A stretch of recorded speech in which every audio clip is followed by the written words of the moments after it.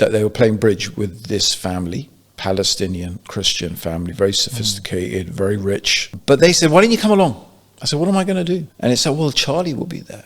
That's their son. You can talk to him. So I thought, okay, why not? I don't mind that. Now, at this time, context, the Israeli army had surrounded Beirut, the IDF had surrounded Beirut. PLO was basically holed up in Beirut, and they were bombing the crap out of Beirut. This was all over the news. It wasn't being reported actually really in a very positive way at all. I say my friend, he became my friend.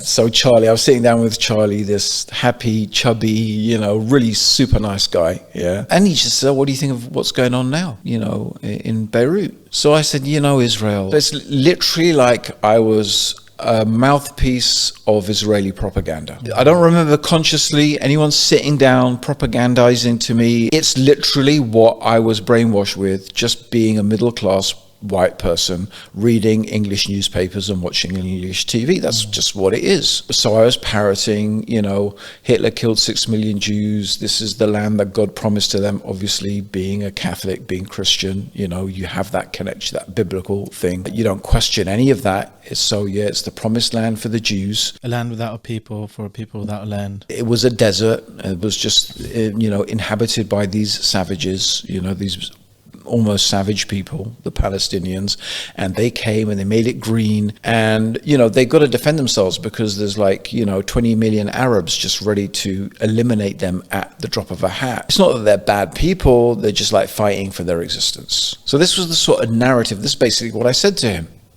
completely without any, it's what's happening in Beirut is bad, but basically the rest of the night Charlie just bit by bit, point by point, just talked me through everything and just demolished it. One of the very powerful things he said to me is, he just said, and I still use this argument, it's so ridiculous, the idea that it's their promised land, because they lived there a few thousand years ago. He said, can you imagine how absurd the world would be if everybody else started making claims like that? If, people whose ethnic ancestors used to live in a land 2,000 years ago started saying, now this land belongs to us because our ancestors lived there. Or claimed ancestors. Or claimed ancestors. Even if they really were their ancestors. Yeah.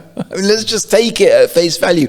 It's still absurd. Of course, it becomes even more absurd when you realize that actually a lot of them are converts to Judaism on top of that. They're not even ethnically Semitic, which are cousins. Literally, they are genetically connected ethnic Jews who lived in Palestine and have for generations and generations alongside with Arabs. They are genetically cousins. They are indistinguishable. Arabs and ethnic Jews, ethnic Israelis, or ethnic Beni Israel, as the Quran would call them. Genetically, you can't distinguish them. They are literally cousins. But this is obviously different from European and Russian and Ukrainian converts to Judaism or others, right? But the point was, even if we would accept them all as being ethnically, it makes no sense, because Denmark and Norway and Sweden could claim huge swaths of Great Britain because the Vikings lived there for quite a long time. King Canute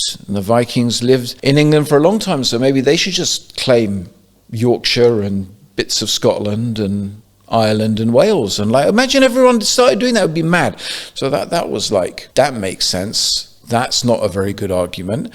And then he went through the whole making the desert green stuff. He said, that's nonsense, right? My ancestors lived in Palestine. They farmed the land there.